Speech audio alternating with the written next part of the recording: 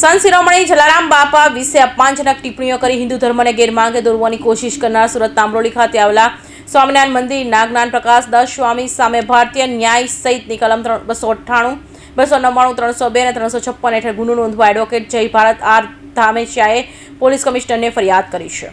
ફરિયાદ અરજીમાં જણાવ્યા અનુસાર આ કામના આરોપી એક સ્વામિનારાયણ વડતાલ સંપ્રદાયમાં સાધુ તરીકે ચાલી આવતા હોય અને તેને સંત તરીકેની વરણી પણ કરેલ છે। સુરતમાં ચાલતી એક સત્સંગ સભામાં આ કામના આરોપીને રઘુવંશી સમાજના ધર્મગુરુ યાને સંત શિરોમણી જલારામ બાપા વિશે ખોટી બફાટ વાતો કરી તેમના વિરુદ્ધ ખોટી ટિપ્પણી કરેલ છે।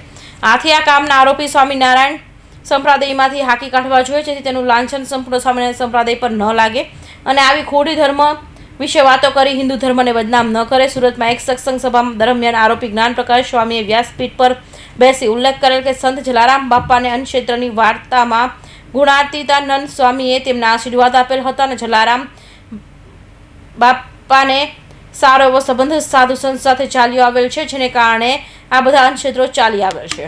સ્વામીએ જલારામ બાપાના અન્નક્ષેત્ર બાબતે જે ચર્ચા કરેલી છે તેથી લુવાણા સમાજ નહીં પણ 18 વરણ અને વિશ્વભરના એના ભક્તો નારાજ થયા છે। અમારી એવી વિનંતી છે, આ 3 દિવસ થઈ ગયા ને કે તમે 5 સ્વામીઓ કોઈ પણ ભેગાથી વીરપુર બાપાના મંદિરે જઈ અને બાપાને ત્યાં માફી માગી લઈને તમારા શબ્દો પાછા ખેંચી લે, આટલી જ અમારી વિનંતી છે। અમે લુવાણા સમાજ કોઈ સ્વામિનારાયણ સંપ્રદાયના વિરોધી નથી। આવા બફાટ કરનારા લોકો જેવું ગમે તેવું બોલે છે અને જે અત્યારે થઈ રહ્યું છે એનાથી સનાતન ધર્મને નુકસાન થઈ રહ્યું છે। બીજા બધા ભગવાનો પણ ઊંચ નીચ વર્તાવાની જે આ લોકોને સંતોના અમુકને ટેવ પડી છે, આવું બધું બંધ કરે। તમે ભાગવત વાંચતા હોય કે સ્વામિનારાયણ ભગવાનનો પ્રચાર કરો એને અમે વાંધો નથી, પણ આપણે સનાતન ધર્મ માનતા હોય તો ભગવાનને કોઈને ઊંચા નીચા વર્તાવવાનો કે ભક્તોને કરવાનો આપણો અધિકાર નથી। ઘનશ્યામ પાંડે ઉર્ફે સહજાનંદ સ્વામી જે બની બેઠા છે, અમને એનાથી વિરોધ નહોતો, આજે પણ નથી, પણ હવે એના જે આ ચમચાઓ છે એ પોતાના ધર્મને સંપ્રદાયને સર્વોપરી સાબિત કરવા માટે એક પણ સનાતન ધર્મના દેવી દેવતાઓને નીચા દેખાડવાની તક ચૂકતા નથી। દરેક વખતે બોલે છે, દરેક વખતે માફી મળી જાય છે, પણ આ વખતે માફીની વાત નથી, કારણ કે આ જ જ્ઞાન પ્રકાશ અગાઉ નાગબાઈમાં વિશે બોલ્યો હતો ત્યારે તો એને ચારણ સમાજે પરચોય આપ્યો હતો। જ્ઞાન પ્રકાશ સ્વામી જલારામ બાપા વિરુદ્ધ જે બફાટ કરેલ છે વ્યાસપીઠ ઉપર બેન એનો વિરોધ છે।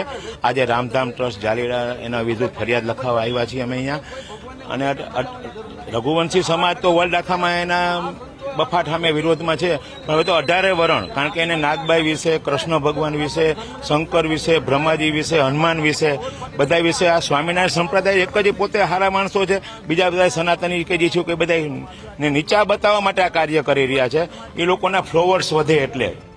આ કામના આરોપી કયા શાસ્ત્રમાં વાંચીને સાંભળેલું છે અને મિલાપોની કઈ જગ્યાએ ઉલ્લેખ છે અને જલા ભગત વિશે થયેલી વાર્તાનો વ્યાસપીઠ પર બેસી ખોટી ધર્મ વિશેની વાતો કરી લોકોને ગેરમાર્ગે દોરવા પ્રયાસ કરેલ છે। તેમજ વધુમાં એવું જણાવેલ કે ગુણાતીનંદ સ્વામીને કારણે જ વીરપુરમાં સદાવ્રત અને યાને અન્નક્ષેત્ર ચાલી આવેલ છે એવી સત્સંગ દરમિયાન ખોટી વાર્તાઓ કહીને રઘુવંશી લોહાણા સમાજનું ઘોર અપમાન કરેલ છે। આ કામના આરોપી વીરપુર જલારામ બાપાના મંદિરે આવીને જાહેરમાં માફી માંગી અને લેખિત માફીનામું આપી બીજી વાર આવી ભૂલ ન થાય તે માટે ભાન માટે આ ફોજદારી ફરિયાદી નોંધી અને ફોજદારી રાહે કાર્યવાહી કરવા માંગણી કરાઈ છે। કૌશિક પટેલનો report, Hind TV news, Surat.